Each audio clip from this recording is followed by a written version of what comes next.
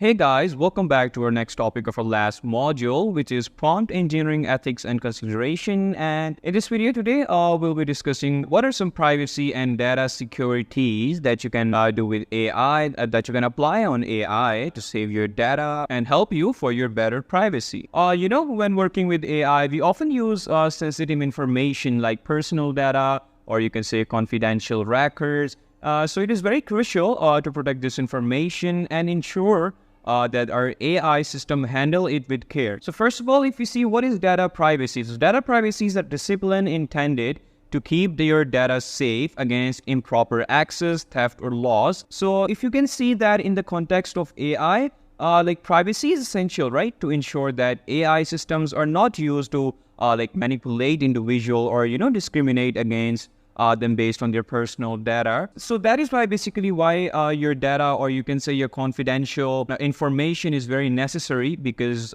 nobody wants his or her data to be lost or illegally used. So yeah, moving forward, if you can see what is data security as well. So data security is a process of safeguarding digital information throughout its entire life cycle, and to protect it from corruption, theft, or unauthorized access. And in the view of AI, AI can identify and prioritize a risk, instantly spot any malware on any network, guide incident response, and detect intrusions before they start. So basically, data security is, saving your data from any theft, loss, or corruption, and, giving it some prioritized response just to save your data, or, just help restrain it from any corruption or data loss. All right, so if you move forward, here are some practices that you can do for your data security. So first of all, you can use encrypted communication channels, because when sharing prompts and results, make sure that generated content does not include any sensitive information before sharing that content. And also finally, it is also very important to remember that privacy and data security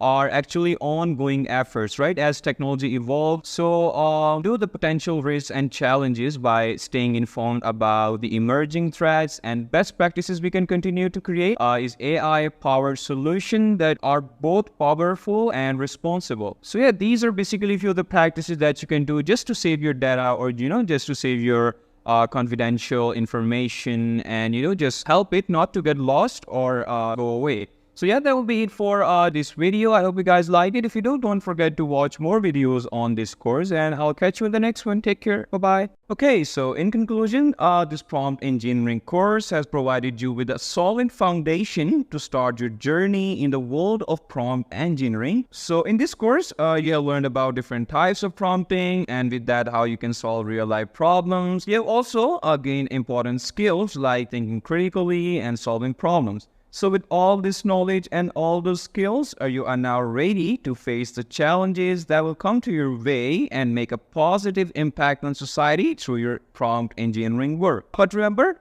you need to keep learning and exploring, and yeah, let your passion for prompt engineering guide you to a successful and fulfilling career. Once again, I congratulate all of you guys, and I'm really thankful to every single one of them who joined me with this course and be a part of it.